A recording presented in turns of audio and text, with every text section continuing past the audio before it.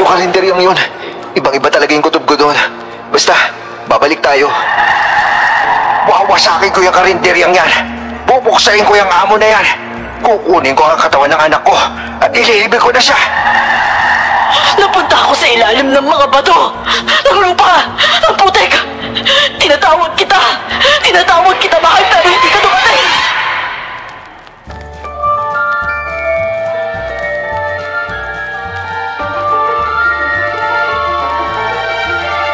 Nitong mga huling taon lang, napakadalas na mga biglaang pagtaas ng tubig sa mga lugar na dating hindi naman bumabaha.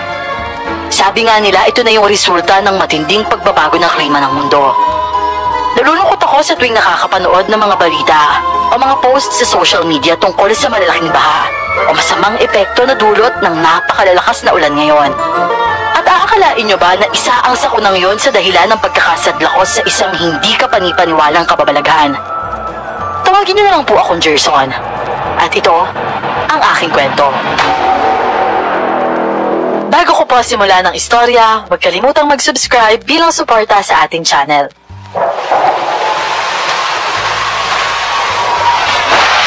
Pare! Pare! Uy, Pare Johnson! Nandiyan ka ba ba? Nasaan ka na ba? Alis mo lang ako makita sa dinatahan natin! Uy, Pare Johnson! Nandito ako, pare! Kasama mo lang ako! Sige lang! Takbo lang! Diretso ka lang! Kailangan natin makarating sa bahay! Si Melda! Baka napano na si Melda! Basta, sundan mo lang ako, pre! Kaso, pre, hindi na natin matandaan yung pinapaypay natin! Sigurado po ba sa tinutambok natin? Oo, pare! Basta sumunod ka lang! Bilisan mo! Basta ingat lang! Uy! Pare! Ingat! Nagtutumbakan na yung mga puno dito! Teka lang! Huwag dyan! Puro nakatamang kotse na dyan! Doon tayo sa kabila! Tara! Hindi, pare! Dito tayo! Mapapalayo tayo dyan! Mas malapit kapag dito! Bilis na! Hindi, pare! Makukuryente tayo dyan! Delikado dyan! Tara na! Sige na! Halos malunod talaga ako sa lakas ng ulan na bumabagsak at sinasalubong ng mukha ko. Napakaraming na rin naming nadaan ng nagbabagsak ang mga puno, pader na gumuho, pati na rin mga poste ng kuryente na nakalaylay ang mga kawad sa baha. Napakadelikado, pero kailangan kong puntahan ang asawa ko sa bahay ng biyanan ko. Mahit-maya kaming gumagapang sa ibabaw ng mga gumuhong lupa at sa mga nakatumbang puno. Napakabagal ng galaw namin kapag mga poste ang kailangan naming lampasan. May punto pa nga tinangay kami ng biglang paglakas ng agos ng baha at tinapon kami nun sa sapa.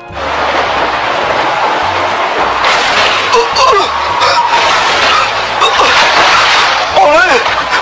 Nasaan ka? Pare! Pare! Nandito ako! Nakakapit sa sanga!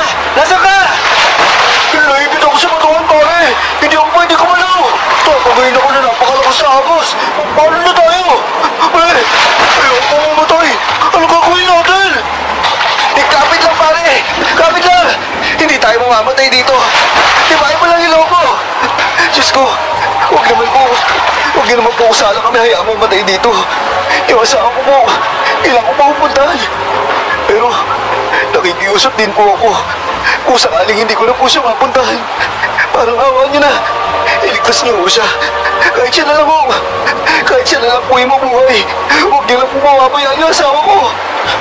Pare! Pare, lumala ko siya, Agos! Mamamatay na tayo dito, pare! Ayoko mamamatay! Yung mga kapatid ko! Hindi, pre! Huwag kang bibitaw ko sa kami nakakapit! Makakaligtas tayo dito! Mabubuhay tayo! Makakauwi tayo, pare! Diyos ko! Tulungan niyo po kami!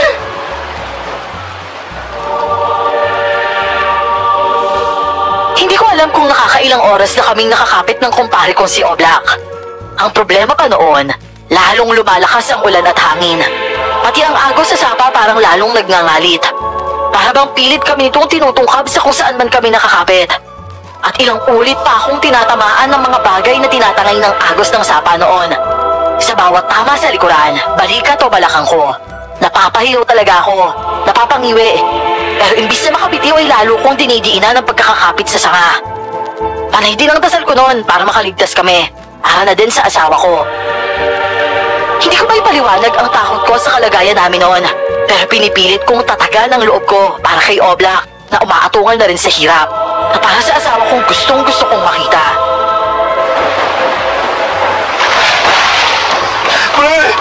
Pre, hindi ko na kaya!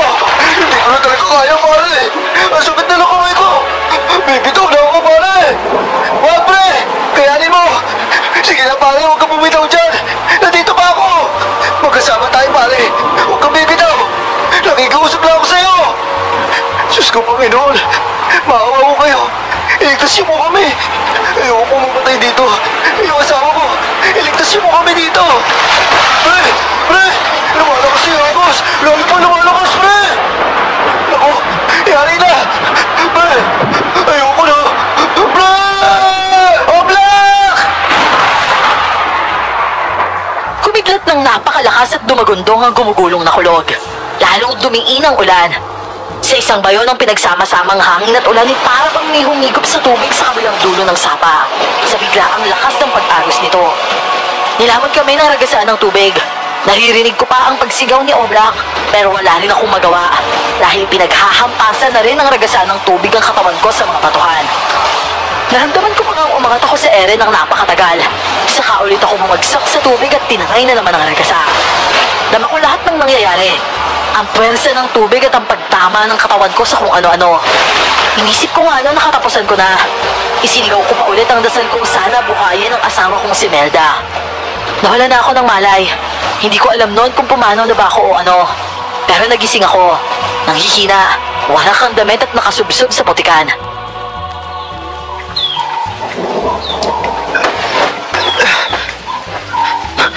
Buhay ako.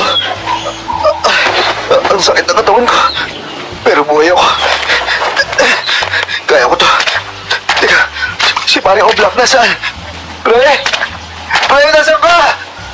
Oblak! Pare! Nandito ako! Buhay pa ako, pare! Pero napakasakit ng katawan ko! Salamat, buhay pa tayo! Oo, pre. Salamat at buhay tayo. Kaya natin to. Makakabalik tayo sa atin. Tara na!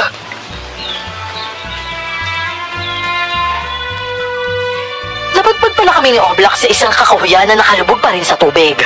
Napakarami ring punong nakabagsak doon. At nang makita ko ang kalagayan ng kakahuyan na nadilubyo, kinilabutan ako sa isipin na paano na lang kung kami na ang nasa ilalim ng mga punong nakabagsak doon. Pero hindi ganun ang nangyari sa amin. Punong-puno kami ng mga galos, pero buhay kami at nakakagalaw. Binuhay kami kaya kailangan naming lumaban. Nagtulungan kami ni Oblak para makatayo at makaahon sa kinalalagyan naming sukal. Uminom kami ng napakaraming tubig. Nanginain kami ng lahat ng bunga na pwedeng kainin. Kahit nanlalambot sa sakit ng katawan, lumabas kami sa kakahuyan na yon.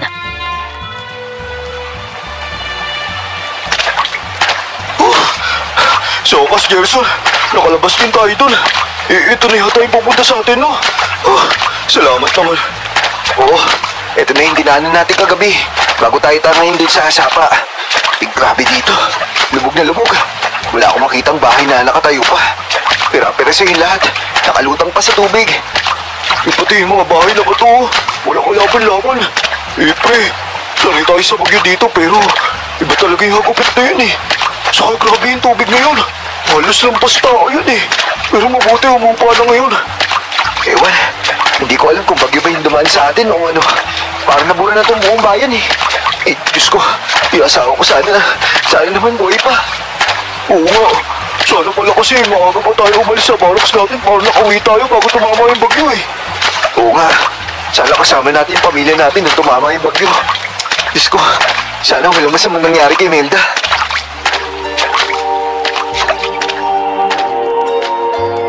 Pagbaybay namin sa napakalaking bahang yon, hindi lang mga piraso ng mga bagay-bagay ang natatanaw namin.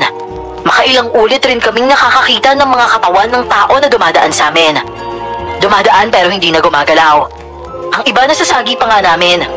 At sa tuwing makakakita ko ng bangkay, kinukulamos ko na lang ang mukha ko. Dahil hindi maiwasang sumagi sa isip ko ang posibilidad ng mga nangyari sa asawa ko. Pre, ayun yung sa atin. Naku, wala na yung bahay dito. Pre, yung mga kapatid ko. Naku, hindi pwede. Melda! Melda, nandito na ako! Ate! Tatay! Kuya Dor! Nasaan po kayo? Loy! Loy! Si nanay! Diyos ko! Si Aling Ising lumulutang na! Higit kalahating araw kaming naglakbay sa baha para makabalik sa mismong banyo namin. At matapos ang napakahaba at napakadelikadong paglalakbay namin, sinalubong kami ng isang hindi kapanipaniwalang bangungot. Wala na lahat ang bahay doon. May mga nakikita kaming kakilala, pero iisa ang mga itsura nila. Lahat sila nakapanaw lang. Blanko ang mga mukha, umiiyak, habang nagsisipaglakad na parang walang pupuntahan. Ang iba naghahalugog ng kung ano sa mga guho ng bahay. Para akong binuhusan ng malamig na tubig noon. Nahihinuha ko na ang kinahinatnan ni Melda, pero ayokong aminin yon. Pre, uminahon ka. Pre, Loy, Tay, buwisit na bagyo kasi ito eh. Diyos ko, ba't naman nagkaganito? Si Melda, nasa kaya si Melda? Jefferson! Oblak! Abay, ba't ngayon lang kayo, ha? Sana'y umuwi kayo ng maaga kahapon. Naku, Tataboy, hindi ko kasi kami nakauwi kahapon gawa ng amo namin eh. Inulong pa kami doon sa barracks. Tumakas na nga lang po kami. Tataboy, si Melda ho, nasa po kaya asawa ko? Ang asawa mo, naku marahil napasama na sa mga tao doon. Doon sa ilalim ng gumuhong lupa kagabi. Jefferson, ang asawa mo at ang biyanan mo. Hindi totoo to. Hindi. Melda! Hindi gaya ni Oblak ay wala akong nakita o nahawakang katawan. Pero nang ituro sa akin ni Tata Aboy ang isang napakalawak na bulto na gumuhong lupa, gumuho na rin ang mundo ko. Yun ang kinatitirikan ng bahay namin ni Melda at ng mga biyanan ko. Pilit kaming pinapasilong ng mga otoridad sa evacuation center. Pero mas marami sa aming nanatili sa baryo. Bumaba na ang tubig, luminaw ang pagkawasak na idinulot ng bagyo. Tulong-tulong ang mga tao sa paghuhukay sa guho. Walang tumitigil at lalong dumarami ang tumutulong. Kahit ang bawat isa sa amin nawalan. Pero bukod sa hagupit ng trahedyang yon, sumingit pa sa aming pagkabagabag ang isang hindi inaasahang kababalaghan.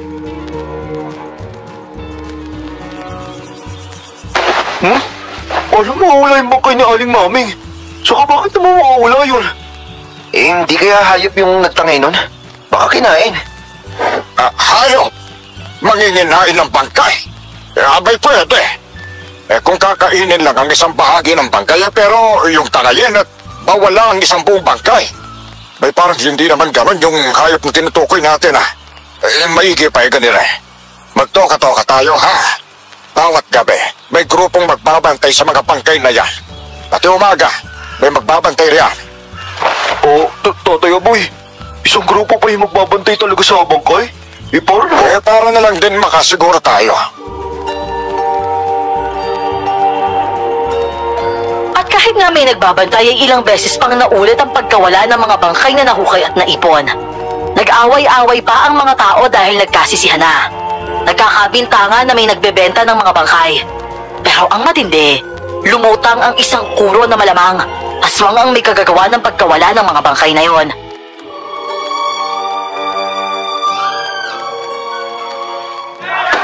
Hoy! Teka! Huwag niyo kayong kayong matanda! Wala kayong patuloy dito! Ang Korte, ilayin niyo na ho yung asawa niyo dito! Hindi! Huwag niyo ilayo yan! Hoy, Gido! Tumigil ka na!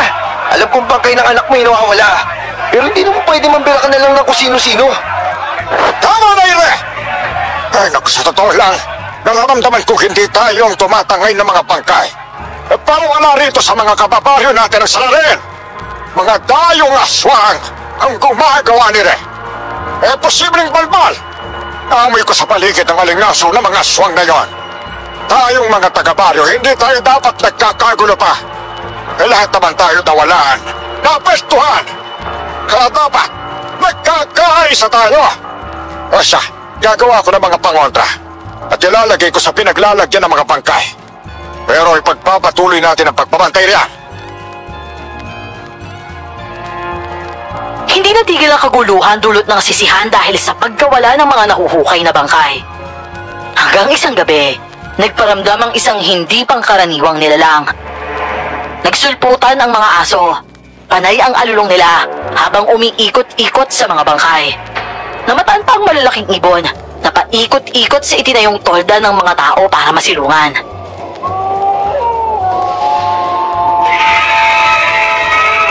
Diyos ko, pre, ano kayang klaseng ibon yan? Kanina-kanina pa yan ah. Pabalik-balik lang oh. Kahit ako, ngayon lang ako nakakita ng ganyang kalaking ibon eh. Pati yung mata niya nakakatakot. Eh basta subukan lang niya. Napakarami natin dito eh. Sa totoo lang pre, wala akong masabing pampalubag-loob sa iyo ngayon eh. Hindi ko rin alam kung anong mararamdaman ko. Eh, pasensya ka na ulit pre ha. Muntik pa kitang mabanatan ng isang araw. Nakikiramay ako sa iyo ha. Pero sa totoo lang pre, litong-lito na ako eh. Naiisip ko, naiinggit ako sa iyo. Kasi ikaw, may nahanap ka ng bangkay. May pagluluksaan ka tapos may lilibing pa. Alam mo kung ano yung nangyari sa mahal mo sa buhay. Eh ako, syempre gusto ko pa makita ang buhay yung asawa ko. Eh, hindi talaga ako nakakatulog kaya alam ko hindi pa naginip yun. Narinig ko kasi yung boses ng asawa ko eh. Narinig ko yung tawa niya. Narinig ko sa ulo ko yung usapan namin. Eh, Oblak, 3 buwan pa lang kaming kasal eh. Hindi pa talaga kami nakakapagsimula ng pangarap namin. Tapos ganito, niloloko ko lang yung sarili ko sa pag-iisip na wala na yung asawa ko. Kasi gustong-gusto ko talaga siya makita eh. Eh pre, masisira na talaga yung ulo ko. Gusto ko na talaga siya makita. Gerson, ipagdadasal kita. Sana makita natin buhay yung asawa mo. At alam ko buhay pa yun. Iayos lang yan pre. Pre, narinig mo ba yun? Unay lalong lumakas ang mga alulong ng mga aso. Maya-maya pa'y nagsunod-sunod ang huni ng kakaibang ibon. Hanggang sa alulong ng aso at ang huni ng ibon, napalitan ng isang mabangis na angil.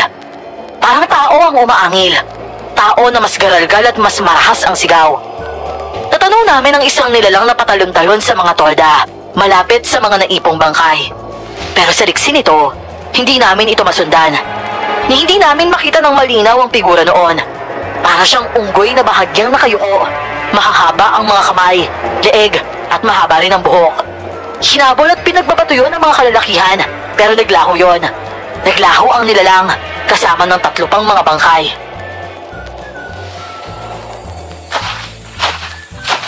Pre, ano? Natamaan nyo? Nakita ko, binabaril mo kanina yun eh. Eh, paano tatamaan ni sobrang bilis nun? Eh, hindi kaya unggoy yun? Eh, ganun kasi yung forma eh, saka patalon-talon. Tsaka, ewan ko kung bakit ganun yung mata nun. Nagtatayuan yung mga balahibo ko. Kitang-kita ko kasi yung pulang mata niya sa dilim eh. Yun ang aswang. At nakatangay na naman ang katawan ng buwisit na yun. Naku, walang iya talaga. Hindi tayo nalulubayan. Dahil naghahakot siya ng pagkain dito. Yung mga pangontrang nilagay ko, ang baliwala sa kanya. Hindi aswang talaga yun eh. Patong-patong na ang dusa sa mga tao. Ang halu-halong pagluluksa at pagkabalisa at kawalang kasiguruhan. Galit at takot na dulot naman ang pinaniniwala ang aswang na nangunguha ng bangkay. Ang lahat ng depresyon, pumatid na sa katinoan ng iba naming kasama. May mga nasiraan na ng bait, may mga tulala na lang. May ilan pang ang biglang nanghahabol ng itak. May ilan na hindi na nagising at tuloy ng pumanaw.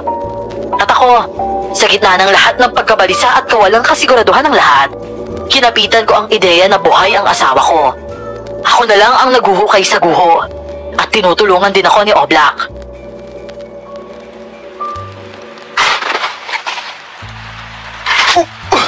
Pre, doon ka sa dulo ha. Susubukan ko dito sa gitna. Mamaya lilipat tayo sa banda doon. Mabuti na rin medyo maambon at mas madaling mahukay ito. Nababasa yung lupa eh. Pre, salamat ha. Alam ko naman pinagbibigyan mo lang ako. Eh, isa ngayon, hindi ka nakakapagluksa dahil sa akin eh.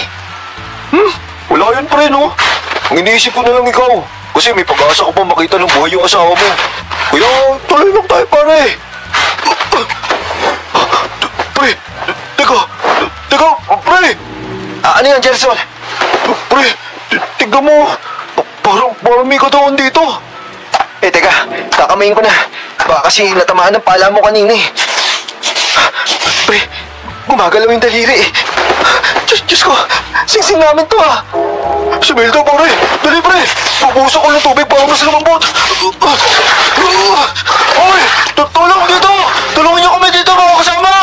Yung asawa ni paring Gerson, nandito. Ewan ko ba kung guni-guni pero nakita ko pang gumalaw ang daliri. Nabuhayan ako ng loob.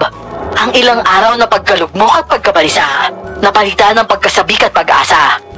Nagtulong-tulong kami para ibuka ang lupang pinagbabaunan ng braso. Pero nang bumuka ito, wala ang katawan. Tanging iisang braso lang na may singsing ni Melda ang natatanaw ko. Oh, pre, teka lang. Braso lang yan. Braso yun ang asawa mo. Hindi, teka lang. Uukayin pa natin. Mas malalim pa siguro. Tara, uukayin pa natin. Pre, tama na. Hindi yung braso. Wala ka putol yan. Litaw na yung braso. Pre, pasensya na. Hindi. Melda! Hindi, Melda! Sa ikalawang pagkakataon, bumagsak sa akin ang langit at gusto ko na lang magpalamon sa putik na kinatatayuan ko. 5 araw hindi huminto ang ulan, pero 5 araw akong nakatulala at hindi na ako makaiyak. Hey, Jefferson, may sasabihin ako sa'yo. Tata Boy, saka na lang ho. Tungkol ito sa asawa mo. Meron akong pangitain na naginip ako. Nakita ko ang asawa mo. Naglalakad. At tulang braso. Tata Boy, wala na ho. Huwag niyo na ho paasahin. Patay na ho si Melda. Jefferson, hindi ordinaryong panaginip lang yan.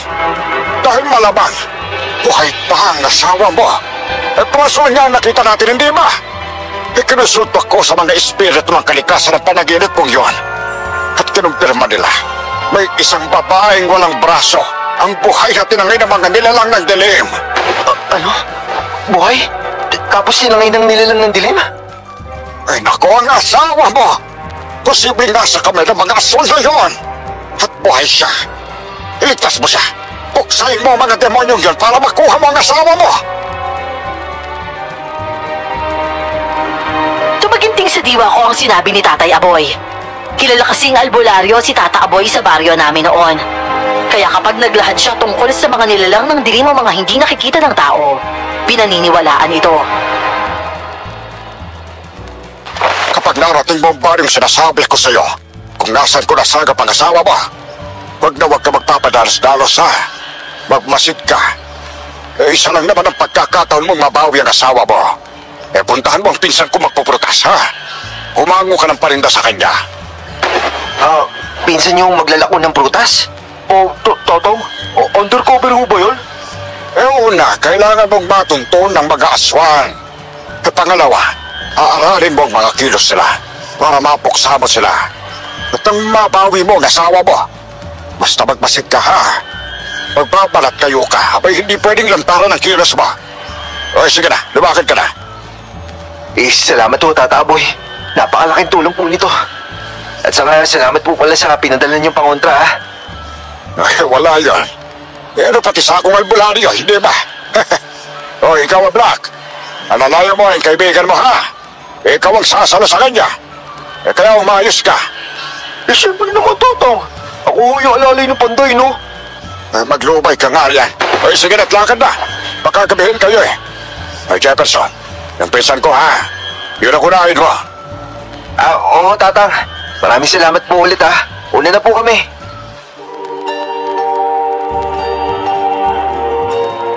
Wala na akong inaksayang panahon. Nung araw ding yun ay umalis kami ni Oblak sa baryo. Hindi bago ang pagpaparamdam ng mga aswang sa lugar namin noon, pero wala akong karanasan sa pakikiharap sa mga nilalang na gaya noon. Pero higit sa takot, ang nangibabaw sa dibdib ko noon, kahit ano o kahit sinong demonyo, dudurugin ko, mabawi ko lang ang asawa ko. Matapos ang higit 1 araw na paglalakbay, natunto namin ang bahay ng pinsan ni Tata Aboy.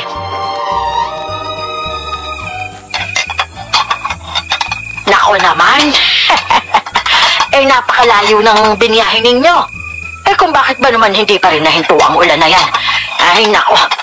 Oh, ito ang sabaw at saka gulay. Sige na, kain na kayo. At nang kayo mainita naman at makabawi kayo ng lakas. Maraming salamat po, Nanang Gelang, ha. Mabuti nga po, pinangkas kami ng truck na dumaan dito sa baryo niyo, eh. Tsaka, masarap po nitong ginisang repolyo niyo, ha. Muntik po nga po kami singilin ng truck na yun. Kaya yung pagkain na lang namin pinambayad namin. Mabuti na lang po, may pagkain kayo dito. Ang dami. Talagang gutom na ako talaga kami. Nanang Gelang, pasensya na ho dito sa kasama ko, ha. Masyado ho talaga matakaw yan. Nako, wala yon. Kayo pala kababaryo ng pinsan ko. Ikaw, iho, damihan mo rin ang kain mo, ha? Alam ko kasing napakatindi ng sinapit ninyo doon. At sa itsura ng mata mo, hindi lang bagyo ang sumalanta sa'yo. Tama ba? Sa kasamang palad ho, itong si Oblak nawalan po ng magulang. Tapos ako naman ho, nawawala pa ho yung tatay ko. Tapos yung asawa ko, sabi po kasi ni Tata Aboy, kinuha po ng asong na nagmula dito, eh. Kinuha ba ka mo? Nako, iho, napakadelikado ng haharapin mo. Hindi lingid sa mga taga rito ang mga aswang na yon. Yung mga balbal, mga lodi kaya ay mga amalanhig. Ang dami naman po palang klase ng aswang, no? Parang mga X-Men din po pala yun. Wisit ka talaga, Oblak. Ginawa mo pa talagang comics, eh. Pero, nanagay lang. Iba-iba pa ho talaga yung klase ng aswang, no? At saka, kaya ako na pa rito. Kailangan ko na matutuloy ng pansamantala. Aba hindi ba't nandito na nga kayo sa bahay ko? Dumito ka muna hanggat kailangan mo. At oo, kailangan mo talagang makapagmanman muna. Magpahinga ka ngayong gabi, iho, ha? Bukas maglalako ka ng prutas sa iba't ibang baryo dito. Maaga kaming namahinga ni Oblak. Pero sa totoo lang, nahiga lang ako pero hindi naman ako nakakatulog. Tumatakbo kasi sa isip ko ang mga nangyari sa buhay ko, ang asawa ko, at kung ano ba talaga ang nangyari dito.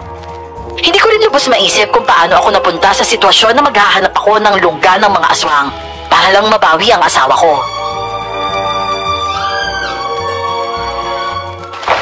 Uy, pre! Ano? Di ka makatulog, no? Tulog na talaga ako, eh. Kaso nagsalita ka.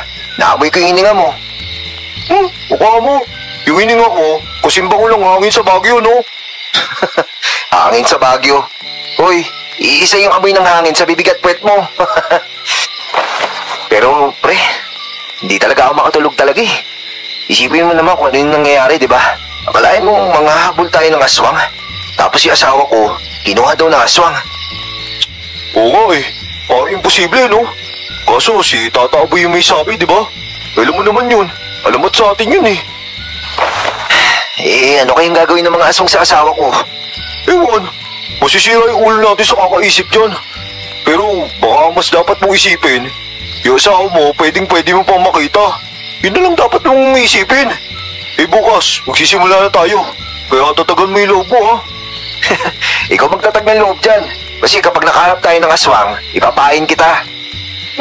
Grabe ka naman sa akin. Ako na nga lang yung nagtsatsaga sa'yo, eh. Sige, uwi na lang ako bukas. Ito naman, binibiro ka lang, eh.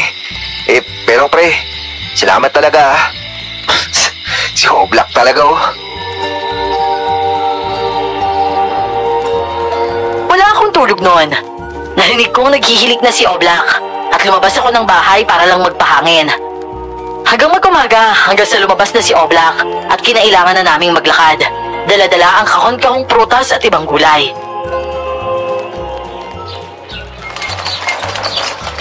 Lansones!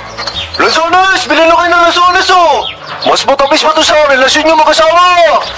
Uy, Oblak! Ano ba pinagsasabi mo? Mamaya mabato tayo dito, eh. Bakit naman? Marketing ang tawag dito, boy! Lansones! Puro tamis! Walang kapait-palit! Kahit kung tingin mo to nito! Tumisit. Sige nga, testing nga. Mansanas! Bilhin na kayo ng mansanas! Kapag kumain kayo nito, magiging kamukha niyo si Snow White! Ito sa akin, pre. Paano to? Teka, paano nga ba? Saging! Saging kayo dyan! Mataba, mahaba, malaki, kasi laki ng... Stoy! Ay, ano ba sinisigaw mo? Ayan tuloy, napatingin tuloy yung alay. Oh, di ba? Sabi mo marketing, oh. Effective, di ba? Sa mga maliliit na kali muna kami pinaglako ni Nanang. Mangilan-ngilan lang ang bumibili. Ayos lang naman dahil hindi naman talaga namin pakay na makabenta. Sa unang araw ng paglalako namin, halos walang benta. Wala rin kaming kahit anong kakaibang nasagap.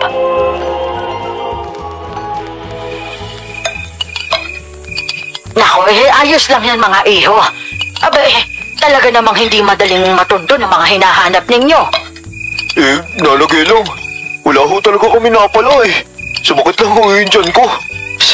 Paano? Nilaklak mo yung mangga sa kalansones. Di hambulan yan sa loob ng tiyan mo. Nakakagutom kaya maglakad maghapon. Mukhang hindi kayo sanay sa maghapong lakaran, ano? Medyo hindi ho eh. Yung trabaho ko kasi namin dun sa baryo namin, nagaputol lang po ng bakal, saka sa mga talyer ho. Pero ayos lang po kami, kakayanin po namin to. Bukas dun tayo sa kalye na, yung parang sinaradong kalye na papunta sa, dun ba sa maliit na baryo? Oo nga no. Dami natin nasasalubong na naglalako pero yung narinig ko dun, iba eh. Ayaw nila talaga pumunta dun. Nanang, bakit nga ho ba? Huwag na huwag niyong papasukin ang sityong yon. Oh? Bakit naman ho? Basta, makinig ka iho. Alam kong naghahanap ka ng mga aswang. Pero ang sityong yon, kahit ang mga taga rito, hindi nangangahas doon.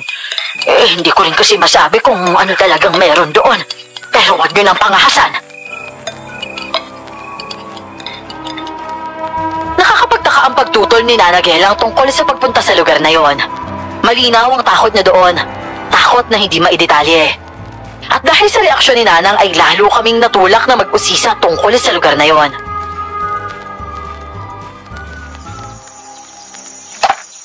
Uy, pre, tinanong ko isang manging isla doon. May isang pamilya daw doon na may-ari ng karinderya. Oh, ano naman ngayon? Ang dami-daming karinderya dyan kung saan-saan. Lahat na nga, nakainan mo na eh. Yun na nga. Yun na nga lang yung karinderya, hindi ko pa nakakainan eh. Tara, puntahan natin. Buisit, ano ba talaga sinabi? Ito talaga. Sabi ng mga isda, yung karinderya mo nun, hindi daw tao yung mga nandun. Yung may-ari nun, saka yung mga nagpupunta dun. Ano kaya yun?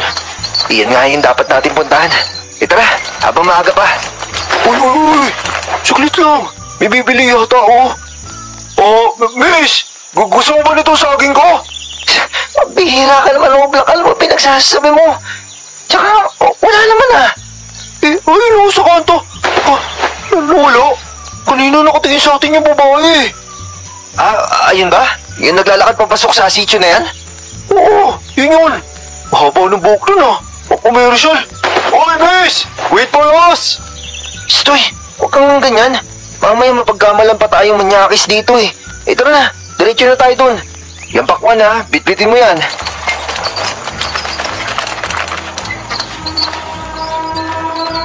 Sinundan nga namin yung babaeng biglang naglaho. Wala namang lilikuan doon dahil magkabilang taniman ng maisang dalawang gilid. Kahit nagtataka ay nagtuloy-tuloy na lang kami sa paglalakad. Pero talagang maraming kakatuwang bagay na rin ang napansin namin mula nang pumasok kami sa sitio na yon.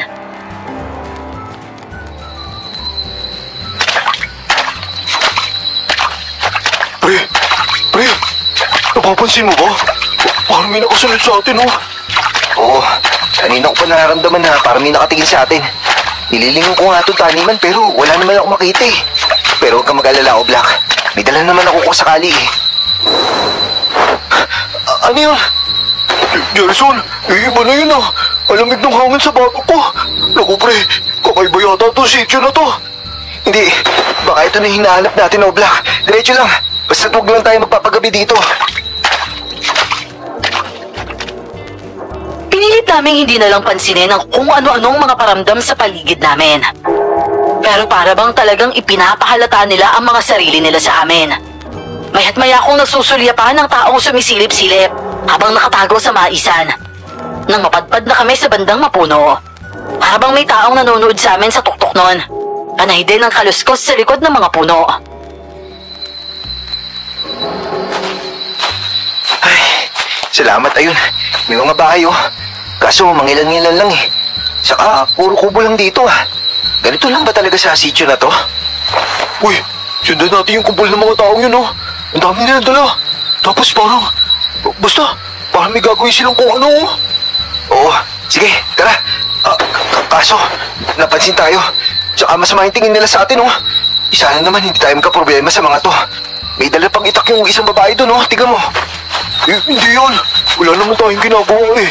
Saka nagtitinda lang naman tayo ng prutas ah. Oh, ayan. Nagsinto na sila. Oh, teka, ano yan? Karinderya? Aba, ang laki niya na. Karinderya? Halos parang restaurant na yun eh. Hindi lang puro kawali tsaka sawali yan. Tsaka doon sila nagsisipasok oh. Pero yung iba, dire-diretso lang sa loob. Uy, teka, nakatingin sa atin yung, yan yung babae kanina. Kakain ba kayo? Oh, hindi naman. Yung puso mo ba? Sana, hindi pa nakareserba yun. Uy, ano ba? Sirahulong to. Miss, pasensya na ha. Mag-aalok lang sana kami nitong mga prutas. Lansones, may mangga. Ito, may saging din. Bagong pitas lahat lang to, sariwa. Oo, pati yung saging ko, hindi ko aray! Ba't mo naman ako pinatik? Ay, may lansones pala kayo? Teka nga, patikim nga muna ako. Sige, itong tatlo, tikman mo kaagad. Ang tamis nga nito, no? Itong mangga, magaganda, tsaka mababango. O sige, bigyan mo ako nitong mangga. 2 kilo na agad ha. Tapos yung saging 1 kilo lang. Yung lansones, pakyawin ko na yan. Yun! Dahil pinakyaw mo ito, miss, libre na tong plastic. Ano ba yun, Ara? Palisin mo nga rito yan. Sir, pasensya na ho. Nagtitinda lang po kami ng prutas dito. At saka, bumili lang naman ho ako, tay. Matamis kasi yung lansones nila eh. Kumuha na rin ho ako ng mangga at saka saging. Para naman may prutas tayo dito.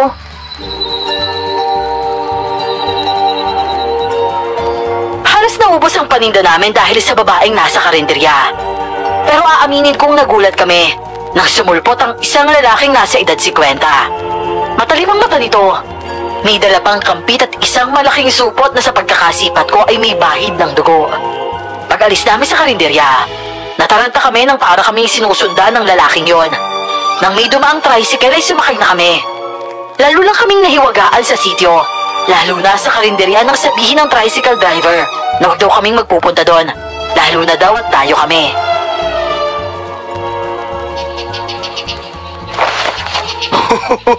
Ayos! Bigla na ubos natin yung lansones, no? Mabuti nga pati yung saging binili, kahit palipas na yun.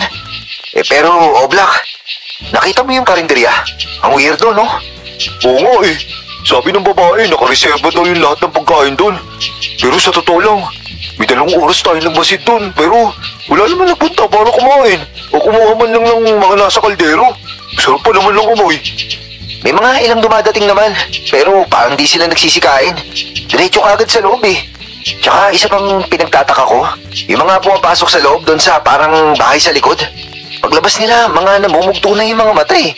Parang mga bagong iyak. Isang araw nga, babalik tayo doon ha. Binalik-balikan nga namin ang karinderya. Pero hindi naman namin inaraw-araw. Para hindi naman kami paghinalaan o pagtakhan. At sa pagpapabalik-balik namin doon, talagang malinaw na halos walang kumakain doon. Pero marami namang nagpupunta.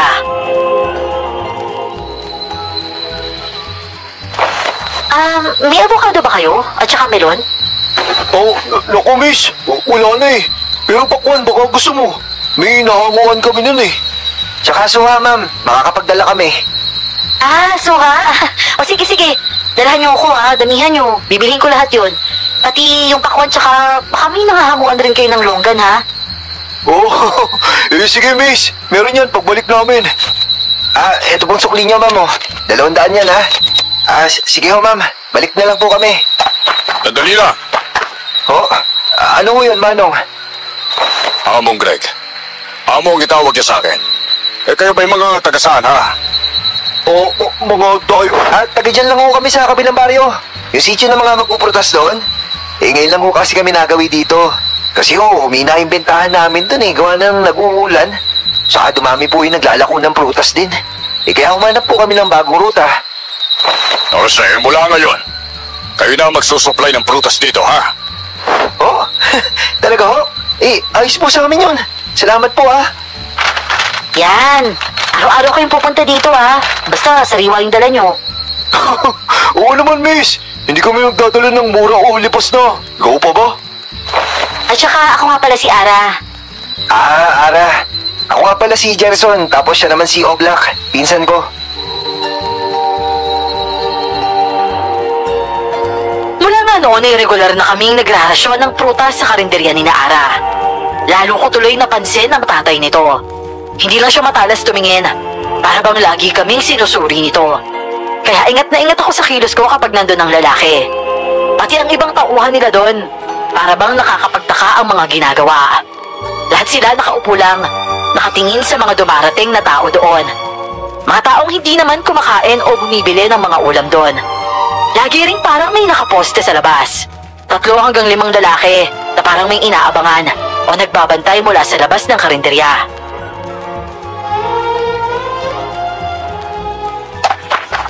Hello, pre. Talagang weirdo ng mga tao dun, no? Ano kaya meron dun? Oo nga Parang nakabantay yung mga tao dun. Tapos ewan, iba talaga yung mata ng amo, no? Pero bukas, Oblak, susubukan ulit natin bumili dun ng pagkain. Saka hindi ko alam kung paano Pero susubukan ko makapasok dun sa bakuran. Doon? Ano naman? Ang dami-daming bantay dun.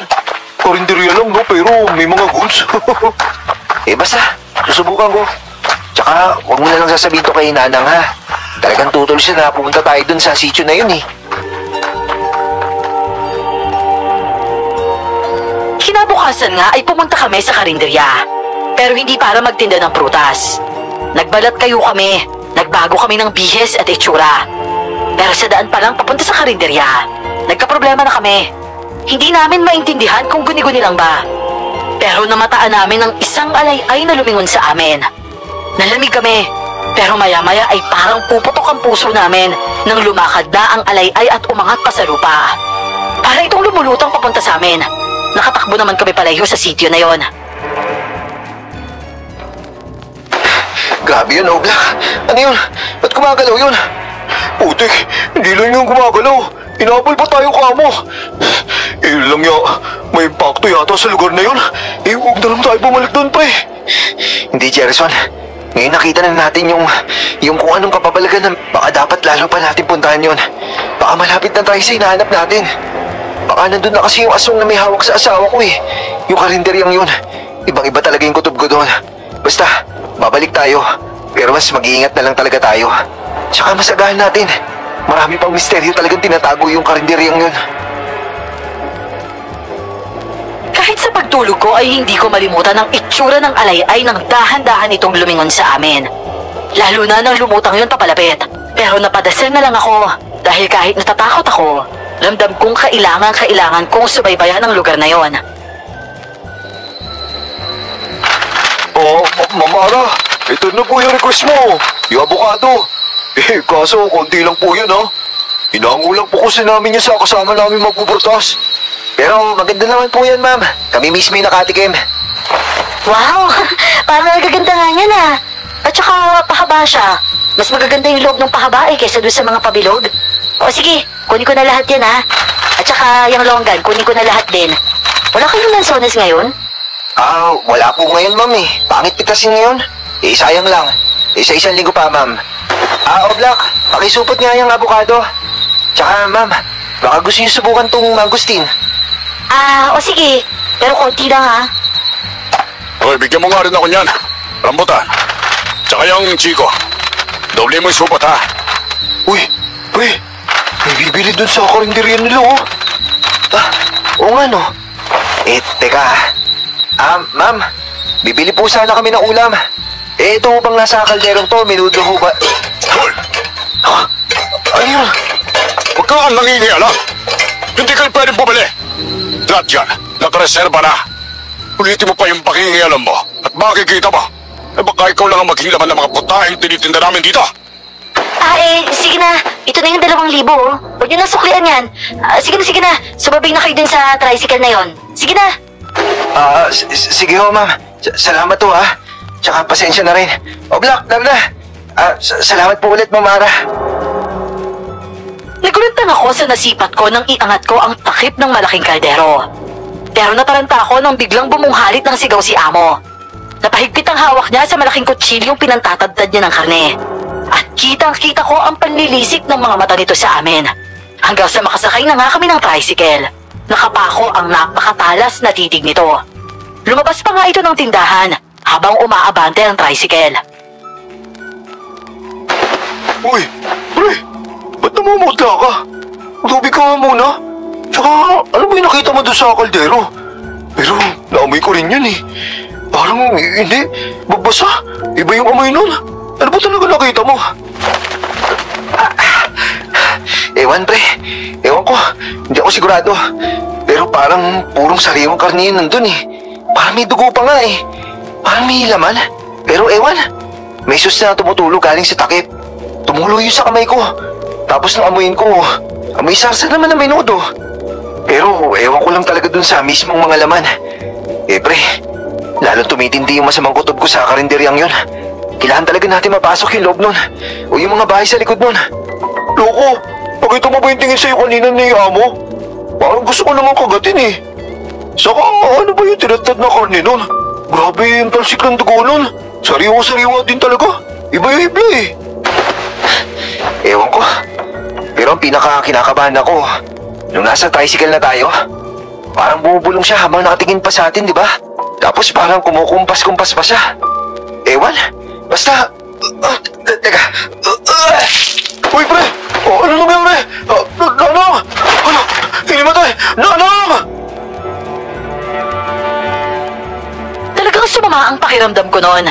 Nahilo ako dahil sa sobrang lamig ng katawan ko. Hanggang sa umikot ang paningin ko. Pero bago ako nawalan ng malay, nakaaninag pa ako ng imahe ng isang taong itim sa sulok ng bahay. Baka dala lang din ang pagkahilo. Pero nakita ko ulit ang imaheng yon nang managinip ako. Isang linggo talaga akong tinangkaso at kapag gabi nagdedeliryo ako. Pinatawas ako ni Nanang at nangilabot ako sa sinabi ng magtatawas. Naaswang ka, iho! Naku, sus Mariosep ka talaga! Nagtungo pala kayo dun sa sityo? Oo, naaswang mo? Paano? Naku, yari na. Aswangayin nandun sa karinderya. Baka lahat na nandun sa sityo nyo, aswang pre. Naku, lagot na. Namarkahan ka pa yata. Pero ibig sabihin lang talaga nito, talagang tama yung tinutumbok natin. Kakainis. Papahinga lang ako pero babalikan natin yung karinderyang yun, no, Black. Naramdaman ko baka kasi nandun yung asawa ko eh. Babalikan? Sige. Basta ikaw bahala sa atin, ha? Ay, nako. Talagang hindi ka maaawat, ano? Sa bagay, ito naman talagang ipinunta mo dito eh. Ihihingi na lang kita ng anting sa nagdawa sa'yo para naman may pananggaman lang kayo. Ay, Diyos ko talaga kayo. Umabot ng 2 linggo ang sakit ko. Pero nang bumuti ang lagay ko ay balik kami sa pagrarasyon sa karinderya. Hinanda ko mabuti ang sarili ko. Suot namin ni Oblak ang anting na pangontrang sinasabi ni Nanang.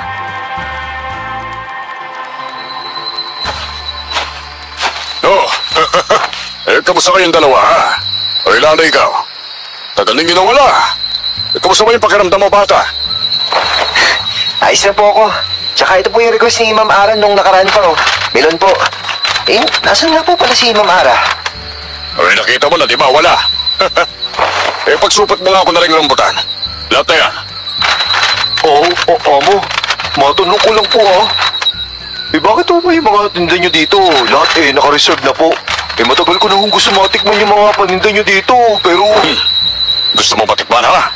O sige, eto. Amo, ano po ba yan? Ba't ganyan po yan? O siyempre laman. Lamang loob. Gusto niyo bang tanongin kung laman ito ng ano? Masarap to, ha? May sikretong timpla ang mga sarsa ni Re. Pero, puro lamang loob ito eh. Matubang putay nga lang.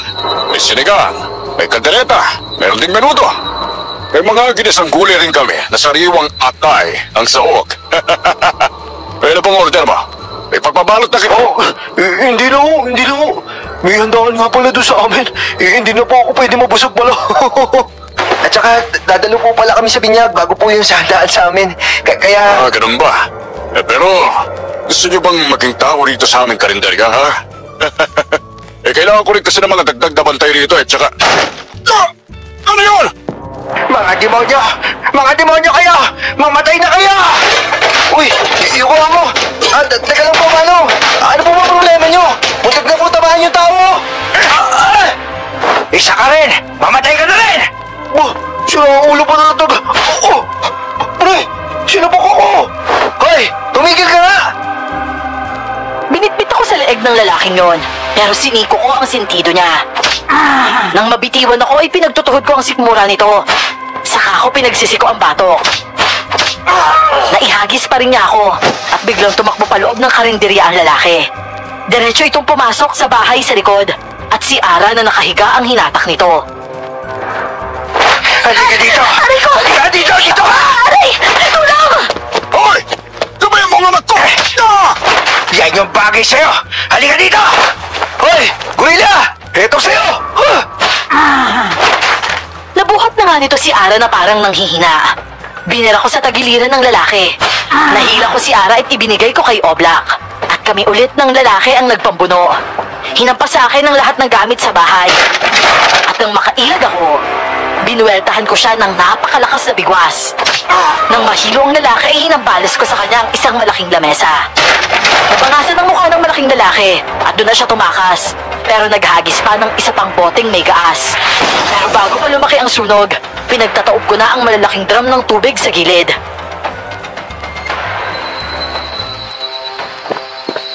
Uy! Ara! Ayos ka lang ba? Uy! Ayos lang ako. Salamat sa iyo, Gerson, ha? Bata! Baka marami kaya tang galas. Wala po ito, Among Greg.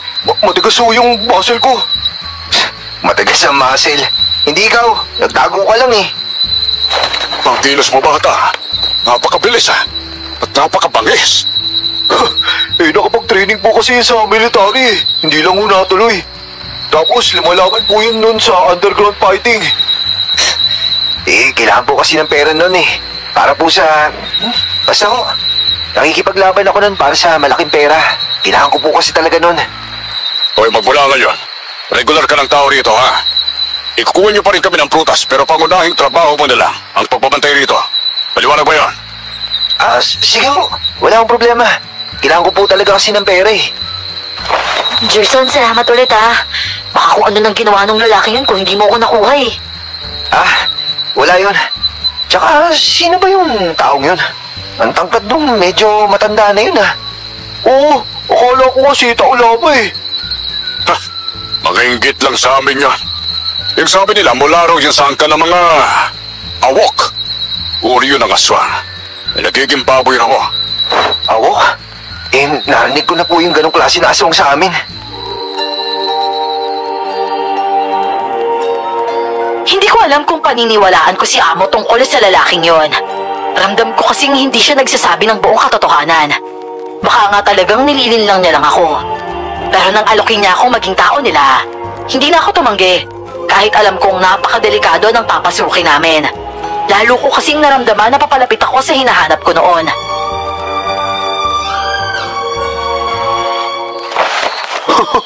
Yung black eye mo, pre, oh. Pwede nang tirahan, oh. Sira ulo kasi yung bakulaw na yun eh. Nasulidan ako na isa sa mata. Sakit. Pero ayos na rin. Kasi hindi ba naging taon na tayo sa karinderya? Natuwa ako. Ako, parang kinakabahan ako eh. Lalo na sa ngiti ng amo na yun. Saka, iba talaga yung mata ng tao na yun. Siyempre kinakabahan din ako, no? Pero kita mo naman, di ba? Iba nga talaga sila. Napatunayan nga natin na iba yung mga tinitinda nila doon. Ikutob ko, aswang din yung mga yun eh. Pero yung mga aswang na hindi lumalantad, sila yun. Pero dahil nga kailangan nila tayo, sana lang, hindi tayo galawin ng mga yan. Saka si Aran, nakita mo yung itsura? Iba yung pagkaputla niya. Oo, may sakit siya. Pero nung hawakan ko, sobrang lamig talaga. Ako, nawakan ko nga rin yun nung binigay mo sa akin eh. Pre, ang gandang babae pero ang baho. Iba yung amoy ng hininga. Pati yung mismo ng katawan niya. Halikan ko nga dapat nung karga ko kaso nadawal ako eh. Talaga? Ano mo naman nahalikan? Pero, ewan ko ba sa babaeng yun? Basta sa ngayon, maganda ka ha. Simula bukas, tao na tayo dun sa mahiwagang karinderyang yun. Saan talaga ng mata ko, buisit? Sa wakas nga ay makakapasok na kami sa karinderyang para bang napakahiwaga. Naputo lang ang usapan namin dahil nagkagulo. Pero hindi ko nakakalimutan yung mga laman ng kaldero na pinakita ni Amo. May mga lamang loob yun. Halos hilaw pa sa pagkakasipat ko. Hilaw pero may kung ano-anong sarsa at sabaw. May mga gulay pa nga yung iba. Inisip kong aswang ang pamilyang yon. Pero tila higit pa sila sa nalalaman kong aswang. At yon ang dapat kong alamin. At ngayon ay tauhan na kami ni Naara. Ara, ako na dyan. Saan ito ilalagay? Doon ba sa loob ng bahay? Sa likod? Hindi. Sino nga Kuya Ding yung magbubuhat niyan? Dito na lang kayo. Bantayan nyo na lang yung harap. Tapos, pakibaldehan yung bandang gilid Nagpuputik eh. Umulan kasi kagabi. At saka yung mga basura sa kabila, pakiipon Dadaan kasi yung truck mamaya eh. Sige.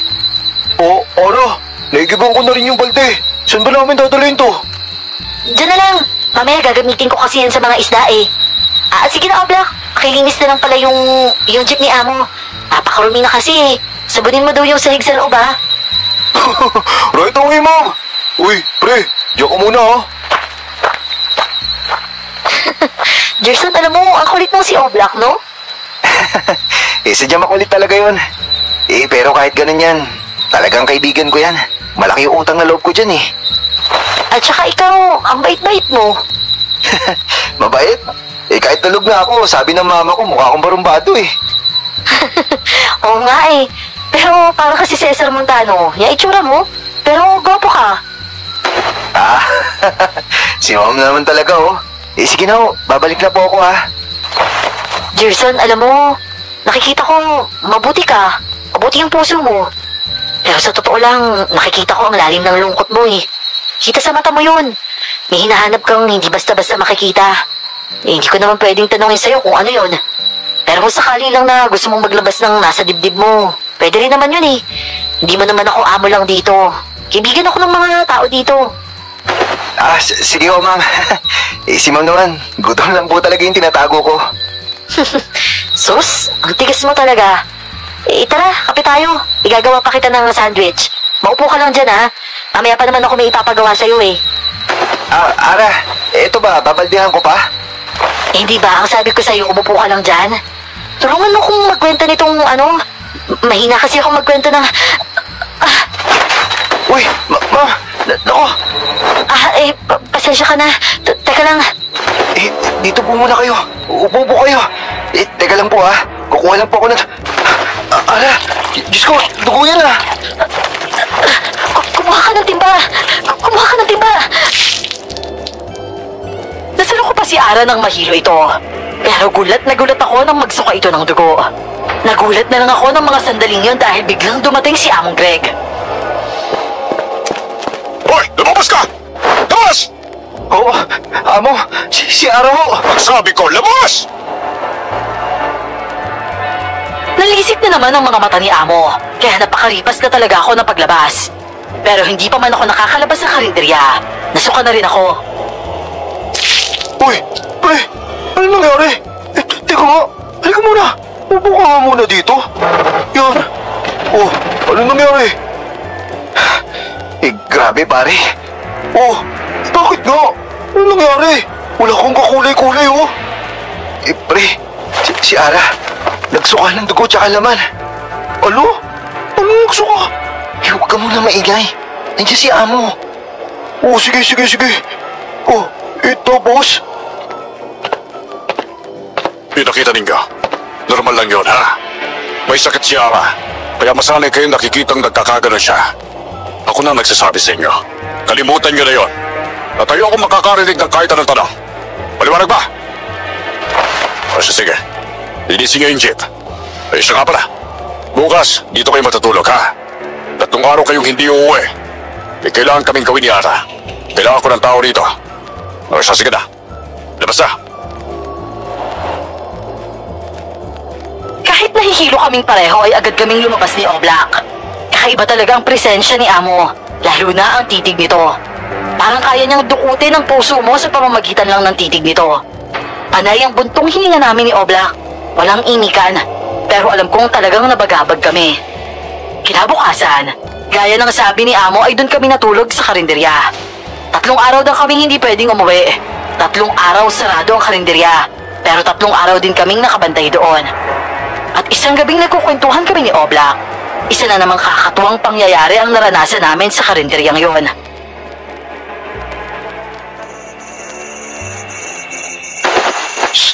Uy, Oblak, musot ka nga doon. Ba't ka pa kasi nandito? Tig-isang bangko na nga tayo tapos dikit na dikit ka sa akin, no? Bakit ba? Para secured ako, no?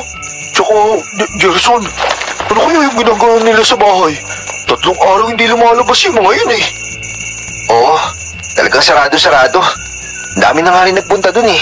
Parang isang mag-anak yata yun. Ewan ko kung ano meron sa mga to. Masisira talaga yung ulo ko sa nakita kong pagsusuka ni Ara. Kakaiba talaga. Uy, teka. Iba yung alunungan ng mga aso dito ha. Eh, wala naman siguro yan. Aso lang yan. Aso naman yung nakikita. Eh ano, lalabasin ko kaya. Ang iingay eh. Nako, Oblak. Parang may kumakahid ng pintuan sa labas ha. Oo, parang may kumakalmot pre. Anong gagawin natin yan? Yakapin mo ako pre, yakapin mo ako. Lumayo ka nga. Kadiri kang kalbo ka. Pero teka, umitindi oh. Kumuha ka ng pamalo o mga malalaking kutsilyo. Bilisan mo! Ulong yan naman oh. Saan mo? Nasaan ba yung mga yun? Ayun, ito. Dalawa to. Gerson! Gerson, ito na! Salamat pre. Tsaka baka mataas yung dalian mo. Yung kalamansi rin, nandyan lang. Ano? Ba't pa isa-isa ko pa ng utos? Pwede naman kutsilyo tsaka kalamansi ah. Teka, kukunin ko. Oh, eto. Tsaka ano bang gagawin mo sa kalamansi? Ba't mo pinisik dyan sa mga kutsilyo? Kaya alam ko, pangontra din sa mga asong to kalamansi eh. Para lang din sigurado. Ayan na! Nandiyan siya sa taas! Diyos ko! Ano yun? Lumalusot na! Ayun yung kamay niya! Pre! Banatan mo! Ikaw yung malapit eh! Hayop ka talaga! Diyan ka ba talaga dadaan sa bubong ha? Itibat kulubot yung lumabas sa bubong. At napakahaba ng kuko nito. Para yung kamay ng hayop. Sinaksa ko ang kamay na pilit pinalalaki ang butas na ginawa nito. Umangi lang nasa itaas ng bubong nang masaksa ko ang kamay. Pero nakarinig kami ng isa pang kalabog. Sumunod ang malakas at napakahabang angin ng aswang na para bang nasaktan ito. Pero isang pamilyar na boses ang sunod naming narinig. Pre! Ano yun? Parang nasaktan niya aswang ah! Biglang parang natahimik. Oo, parang may isang sumapa sa bubong. Tapos sa kanya nasaktan yung aswang. Ano? Lapit! Hoy mga duwag! Bumalik kayo dito! Oo, may tao nga. Parang nasa bubong. Pero boses yun ng gulo dito na isang araw ah. Oh, yung makulo na matanda! Si Taula pa!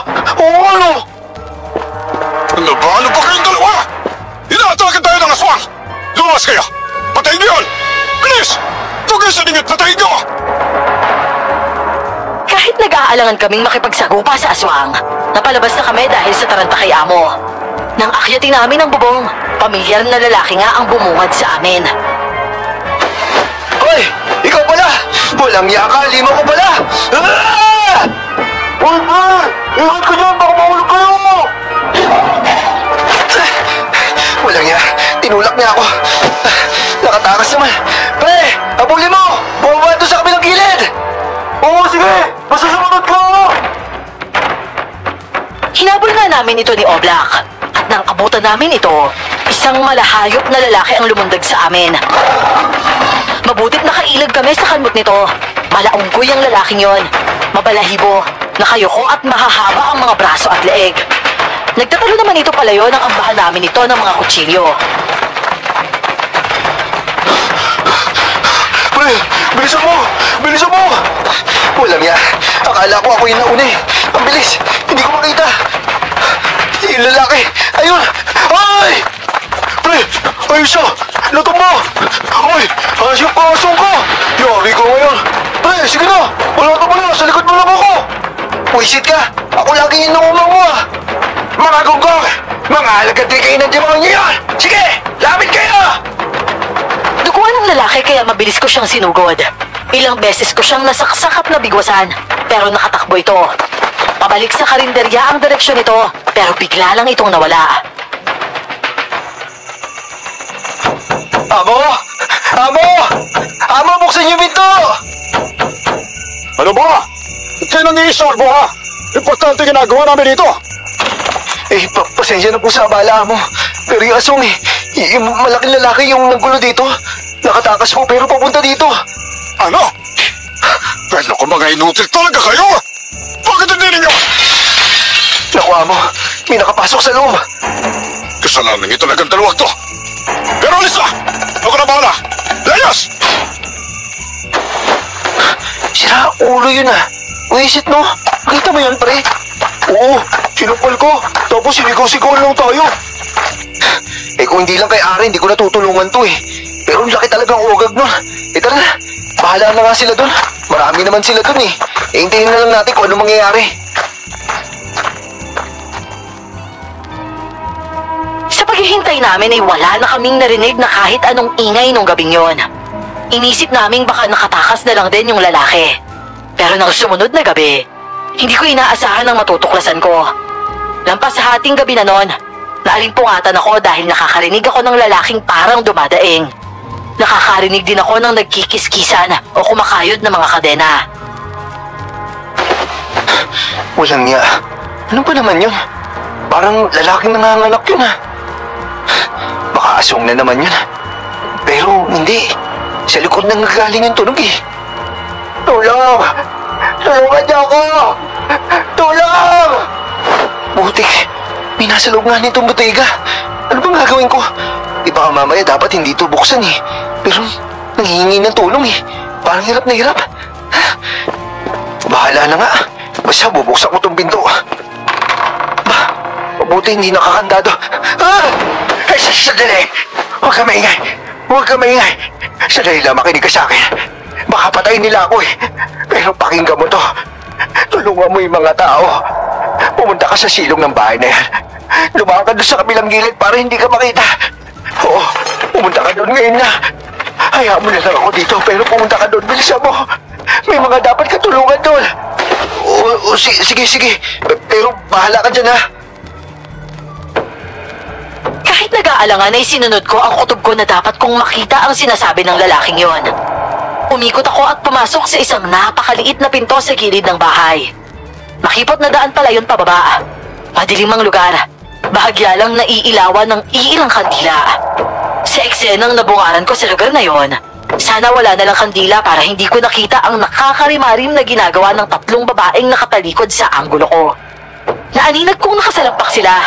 Nilalantakan ang braso ng isang katawan ng tao na nasa sahig. Among Greg, kinakain nila. Kumakain sila ng tao. Bakit? Ano yan? Ano yan? Shhh! Ito'y sinaunang rekord ng pagbabalik ng buhay. Malamang nagulat ka, no? O kaya natakot. Pero karaniwang gawain ito ng aking mga ninuno noong unang panahon. Oh, nagiginig ka yata. Uminahon ka lang dyan, iho. O uminahon ka. Maupo ka. At kukwentuhan muna kita habang pinapanood mo ang pagkain ng laman ng mga kaawa-awang magkapatid na ito. Gustong-gusto ko nang magsisigaw at magtatakbo palabas noon. Pero hindi ko alam kung bakit nagpaakay lang ako kay Amo at sumunod ang katawan ko nang iupo niya ako.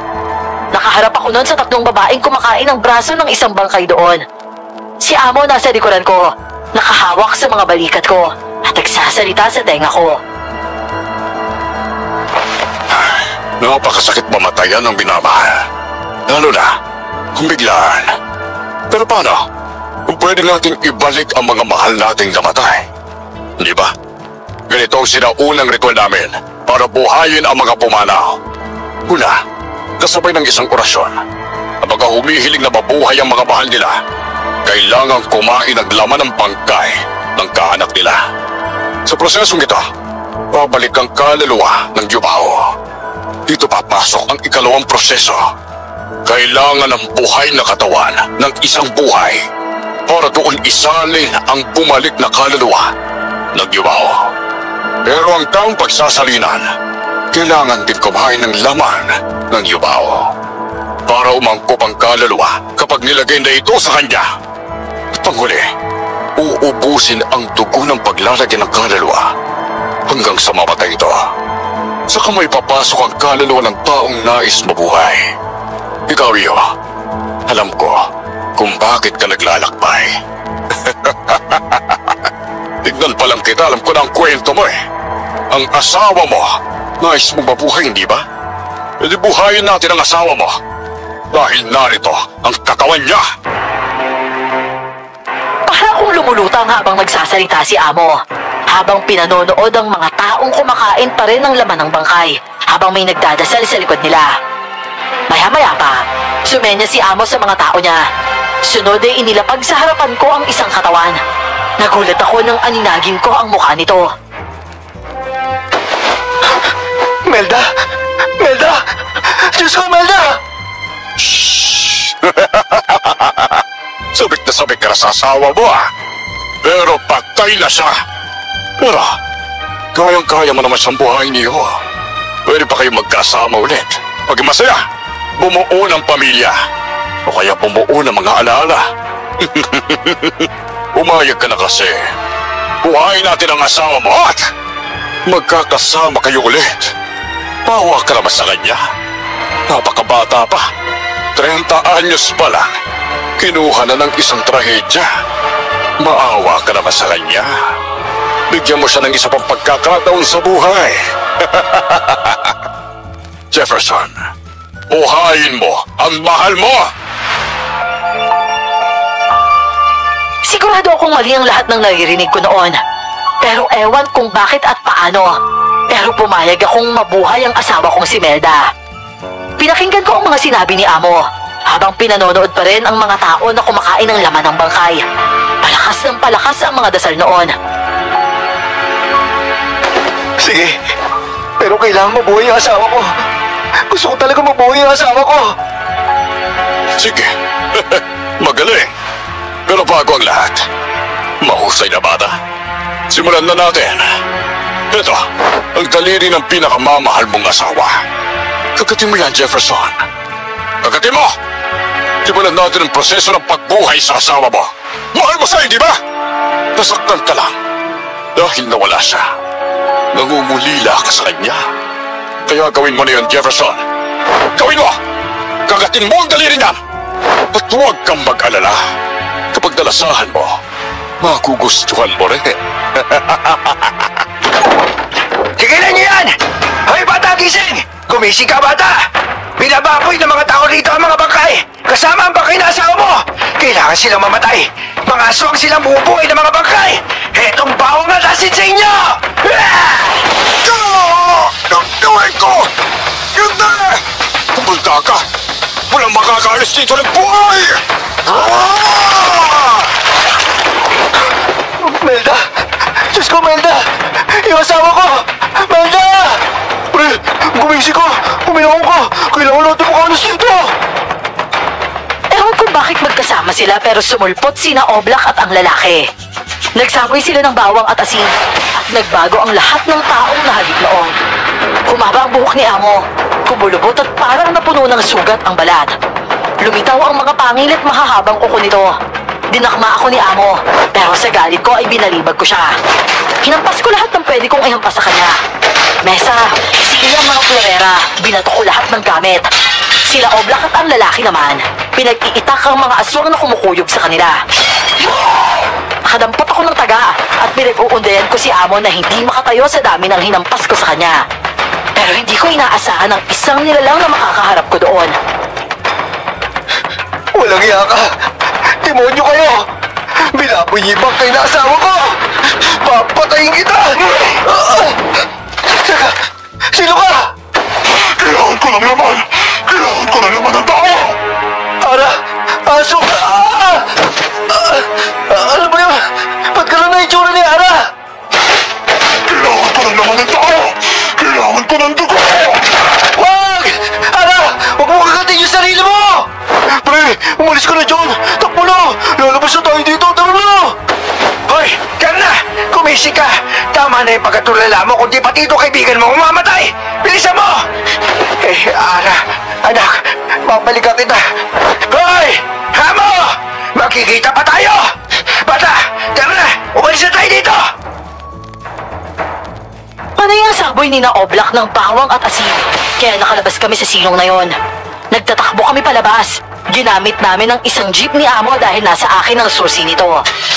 Litong-lito ako sa lahat ng mga pangyayari. Pero hinarurot ko palayo ang sasakyan. Sinundan ko na lang ang itinuturong daan ng lalaki hanggang sa nakarating kami sa isang bahay sa liblib. Pasok! Pasok na dali! Maupo muna kayo dyan. Kukuha lang ako ng makakain tsaka inumin, ha?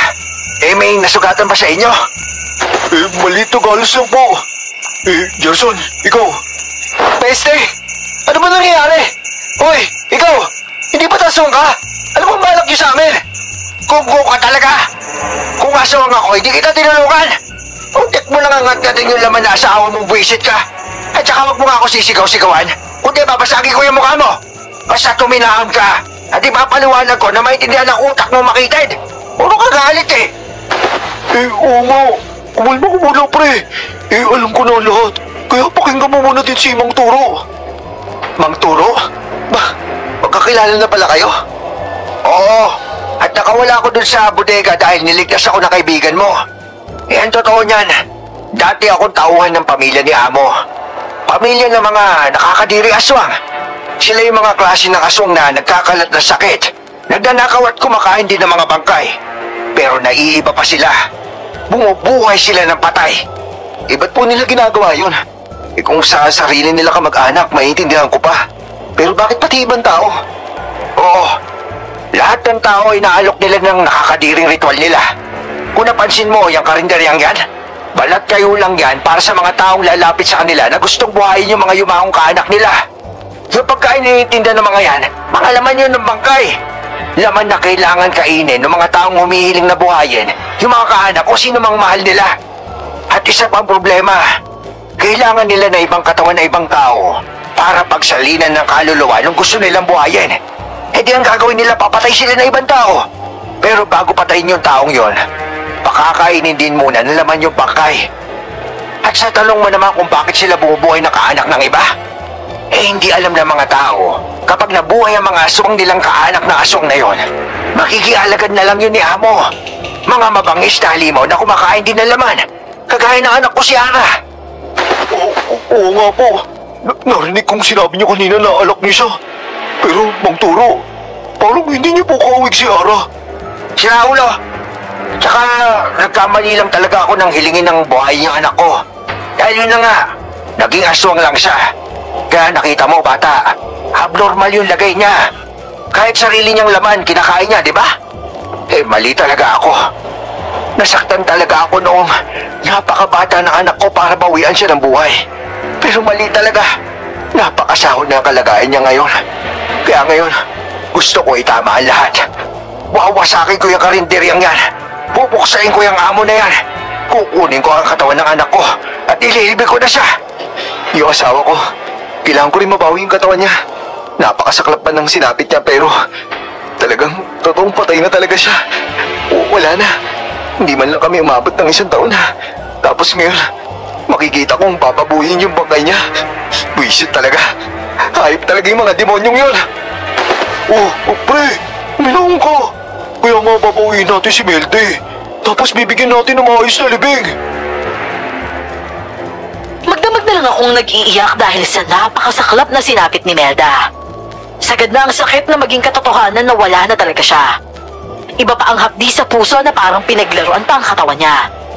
Sa kagustuhan kong mabawi ang katawan ni Melda, sumama ako sa plano ni Mang Turo na puksain si Amo. At matapos ang 3 araw ng pagpapagaling at pagpaplano, lumarga na nga kami. Pabalik na kaming 3 sa karinderya nang may madaanan kaming kaguluhan sa isang baryo. Ayaw na naming maabala sa gagawin namin, pero sa nakita namin ay hindi ito pwedeng baliwalain. Oh, walang niyo. May tinutugis yung mga tao. Parang hayop yung kilos, pero hugas tao rin, oh. Ang turo, parang si ano po yan? Oo, si Ara. Si Ara yung nakita mo. Mukhang pinakawalan ni Amo yung mga alagad niyang aswang para mahanap tayo. Tara na. Ibang klase talaga ikaw, walang yan na Amo na yan. Tara na, sundan natin. Sabi sa amin ng mga taga-baryo ay 4 na kalalakihan ang dinukutan ng puso ng umataking aswang. Ilang linggo na rin palang may mga nagpapakitang aswang sa mga katabing baryo. Sinundan namin ang tinutugis ng mga tao hanggang sa hinarap na kami ng pakay namin. Naku, siya mo. Pero grabe, ibang-iba na yung itsura niya, oh. Yung mata niya, puting-puti na. Pati yung balat na iba na rin yung kulay.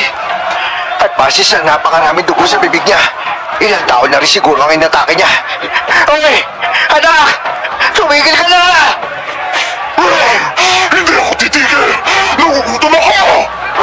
Oh, ayun na! Papalapit na siya! Napakabilis na sinugod kami ni Ara. Sinubukan ko siyang salubungin pero dinaan lang ako ng kalmot niya. Sunod niyan tinamba sina Oblak at Mang Turo. Duguan kaming 3 sa paulit-ulit na napakabilis na atake niya. Pero bigla siyang nakatakbo palayo. Sinundan ko siya nang sumuot siya sa masukan na parte ng baryo. Sa isang magubat na patubig ako napadpad at alam kong dehado ako sa dilim at sukal ng lugar na yon.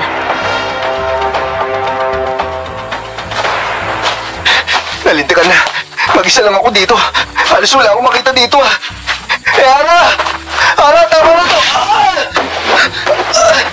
Bigla nasa kabila siya. Ang bilis niya! Napakabagal mo kasi kumilos!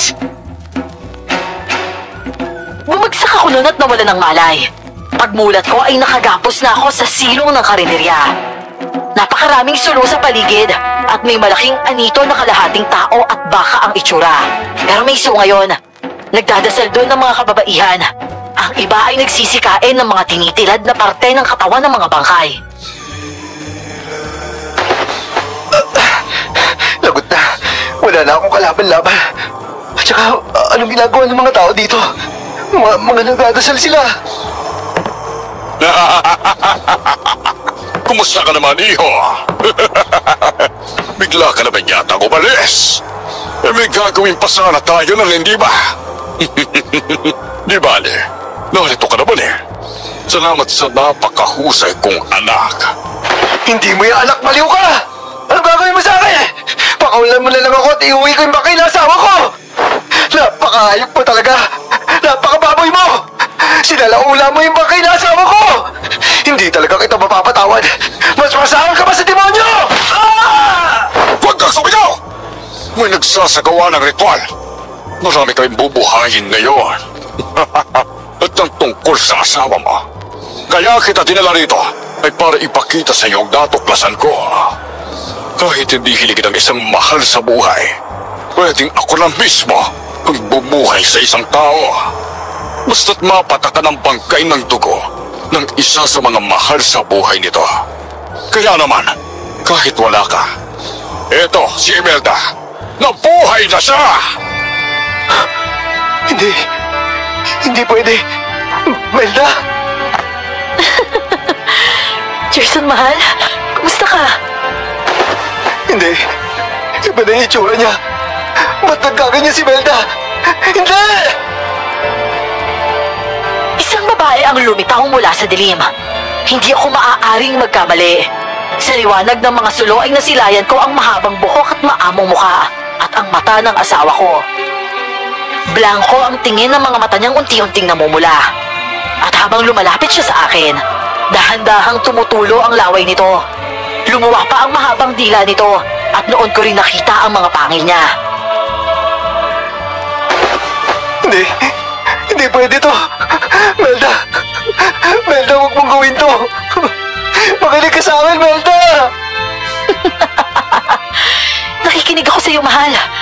Hindi Hindi ka ba natutuwa? Eto na ako. Sabik na ako sa iyo, mahal. Takam na ako. Gutom na ako. Napakaganda naman. Sobrang husay. Naroon ang alala niya. Pero hindi niya may tago ang pangis niya. Ang gutom niya. Sa laman. Hayop ka! Pakulan mo ako dito! Ano ginawa mo kay Melda? Itigil mo na to! Melda! Makinig ka sa akin! Huwag kang lalaban! Bakit ayaw mo ko palapitin, mahal? Napakatagal nating hindi nagkita. Alam mo, nagtatampo ko sa'yo eh. Galit na galit ako sa'yo dahil hindi mo ako niligtas. Nawasak ang bahay natin. Tinangay ako ng tubig. Masakit pag bigla ako nagulungan ng mga bato. Napunta ako sa ilalim ng mga bato. Ng lupa. Ang putik. Tinatawag kita, mahal, pero hindi ka dumating. Masakit yun. Sobrang sakit nung nasa ilalim na ako ng lupa. Para na akong masisiraan ng bait noon. Dahil bawat mabagal na hakbang ni Melda, parang nagbabago rin ang mukha nito. Lumilitaw ang lahat ng sugat at galos na malamang ay dulot sa kanya nung natabunan siya ng lupa. Parang binalikan ng katawan niya ang naramdaman niya nung mga panahong nag-aagaw buhay siya habang nasa ilalim ng lupa. At wala ako ng mga panahong yon. Nasa harap ko lang si Melda noon. Mahal, sorry. Pero huwag mong gawin to. Sorry, mahal. Nakalimutan ko pa nga palang banggitin. Para maging ganap at permanente ang pagkabuhay ng mga alaga ko, kailangan pa rin nilang kainin ang laman at dugo ng isang mahal nila sa buhay. Ang karugtong ng puso at isip nila. Kaya sige, Melda! Pagpiestahan mo ang laman ng asawa mo! Ikaw naman, iho, dapat matuwa ka. Dahil sabi nga ng asawa mo, habang buhay na kayong magsasama sa dugo at laman. Literal! Melda! Teka! Huwag kang lumapit sa akin! Melda! Ano yun? Yung init! Sila! Yung nangyayari! Apoy! Ilayin niyo sa akin yung apoy! Hindi! Huwag kayo ako ng apoy! Tigilan niyo na ito, kademonyang ito! Ito ba sa inyo? Pre, kakalikon na ko to. Ayos ka lang ba? Yun, tawagan mo to, Hitok. Saka ito punta ang bagay. Tara na, baka madali pa tayo na apoy. Pre, salamat at dumating kayo.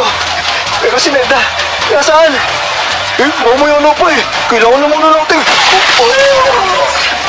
Huwag kang babasin ang buhay mga basta! Labahin silang lahat! Kinuyog kami ng 5 aswang noon, pero napatumba namin silang lahat. Nilundag kami ni Amo at si Oblak ang nasakmal nito sa dibdib. Tihaya si Oblak pero pinag-itak namin si Amo. Nasukol na namin ang punot dulo ng lahat. Tatantarin kitang hayop ka! Teka, Mentoro, huwag mo na. Ikaw, paano alisin ang pagkaswang ng mga pinumoy mo? Sumagot ka! Hindi na! Kaplaso ko! Naputol! Puriyata! Wala akong pasensya sa mga aswang na kagaya mo! Kaya sumagot ka na maayos! Itanong ko, saan nasa likuran mo? Bakit hinayaan mo kung mamatay, Papa? Bakit hindi mo ako binigay sa nanay ko para may paggamot? Ara! Tama na yan, Ara! Umuulan ng dugo! Umuulan ng luha! Umuulan ng dusa! Ganito dapat! Tama lang dito sa mga tao! Pinapahalaga niyo lang ang mga tao! Kapag wala na sila, paano kung palikatay yung mga taong pinasura ninyo nang sila'y buhay pa? Pagpusahan ninyo ang kapabayaan ninyo sa mga minamahal ninyo! Hindi na gumagalaw si Oblak noon. Si Mang Turo naman, nangingisay at tumitirik na ang mga mata ng bitiwan ni Ara. Ako naman ay namalayan ko na lang na lumapat sa sahig ang likod ko. Manhid na ang malaking parte ng katawan ko. Halos wala na rin akong makita sa pagdilim ng paningin ko. Nauubusan na ako ng dugo sa dami ng sugat ko at sa dugong tumatapon sa akin. Ngayon alam nyo na! kulang pa ang puso ng mga katawan ninyo kumpara sa itinulot nyo sa mga mahal ninyo sa buhay. Nag-iwan nyo sila para mamatay! Napakagaling talaga ninyong dalawa. Ngayon, ubusin nyo na ang laman ng dalawang yan. Huwag kayo magtitira kahit puno! Ay, kinakatuwa! Ang sabi ko, tapusin nyo na yan! Tapusin nyo na! Hoy! Nainodin! Tumilas ka na kayo dyan! Ano ba mangyayari? Kulit na talaga kayo! Ako lang gagawa! Pero pagkatapos ito, ibabaon ko kayo sa mga pinanggalingan ninyo dalawa! Ha? Hindi!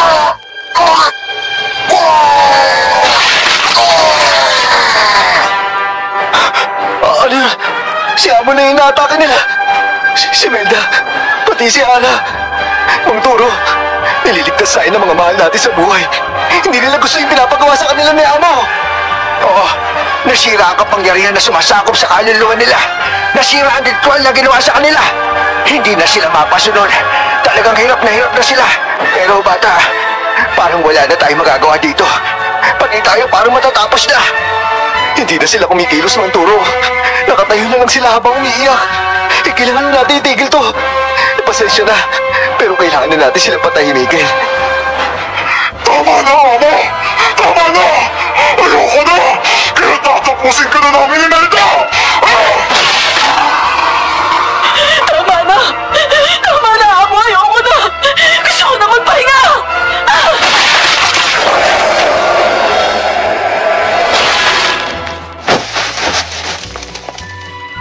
Awang-awa talaga ako sa dalawa. Hindi ko maisip kung ano ang nangyayaring paglalaban ng mga puso't isip nila. Pinilit kong makatayo. Tinulak ko sa isang sulok sina Ara at Melda. Ibinuhos ko ang mga gaas na dala ni Mang Turo. Kahit humahagulhol at nanginginig, lakas loob kong inihagis ang mga sulo sa katawan ni Ara at Melda. Napasalampak na lang ako sa tabi ni Mang Turo at sabay kaming humagulhol habang tinatanaw ang mga natutupok na katawan ng dalawang pinakamamahal namin. Nakalabas na rin tayo, Mang Turo. Muntik na. Pero, pasensya na po talaga. Hindi ko na alam. Hindi ko na po kasi talaga alam eh. Ara, Melda, pasensya na kayo. Masaklap yon, bata. Napakabigat ng ginawa mo. Pero ang ginawa mo ay tama. Salamat sa iyo at pinatahimik mo na sila. Teka. May lumalabas mula sa sunog. Teka. Diyos ko! Anak! Melda! Paano? Salamat sa ginawa niyo, Gerson. Nakalaya kami. Habang nasusunog kami, napilit ko yung katawan ko na kumilos. Dinukot ko yung bulsa ni Among Greg. Yung langis na dinadasalan niya. Binuhos ko yun sa aming dalawa ni Melda. Naalala ko kasi nung gumawa ng luna si Among Greg. Kung sakaling kailangan niyang baliktarin yung ginagawa niya sa mga katawan. Diyos ko! Salamat talaga! Maraming salamat naman! Tatay! Melda! Mahal! Salamat, makakauwi na rin tayo! Oo, Gerson. Hindi na ako mawawala. Lilisanin na sana namin ang compound ng karinderyang nasunog. Pero may namataan kaming lumalabas sa sunog na yon. Hindi pa namin gaanong maintindihan noon kung paano. Pero basta't sinabi ni Ara na nakuha lang din niya kay Among Greg ang langis na lunas. Kaya sila nakabalik sa ayos. Hindi namin nakalain ni Mang Turo, pero nakauwi kami na dala ang mga mahal namin sa buhay. Uy, pre! Ayos ah! Matatapos na pala yun! Oo, siguro bukas tapos na to. Tsaka ang ganda ng mga kahoy na kinuha mo ngayon ah. Saan mo ba napitik yun? Uy, di ko pinitik yun, no? Kinupit ko yun. Ang dapat kasi ni Mang Iking eh. Di nagkarpintero ko sa kanila tapos inuwi ko yung mga tira-tira doon. Hindi mo pinitik pero kinupit lang? Ang galing mo ah, hindi ba mo lang? Pero tulungan mo na lang kaya ako dito para mapabilis na lang din.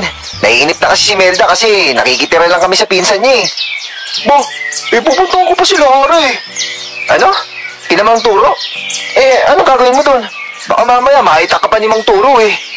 Di itakin niya. Di kinalbo siya ng anak niya. Protektado kaya ako ng pagmamahal ni Ara, no?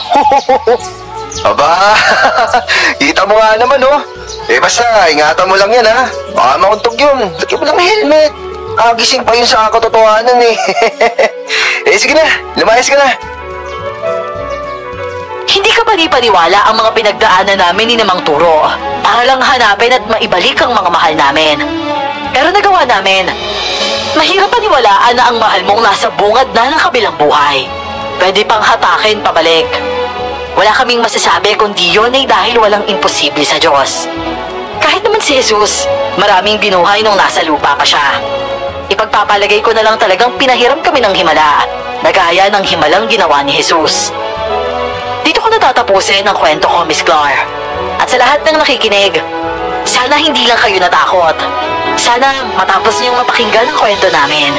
Lalo niyong pahalagahan ang mga mahal niyo sa buhay. Lalo na, hindi sila habang panahon mananatili sa atin. Hanggang dito na lamang po. Ako po Bolito, si Gerson. At ito ang aking kwento.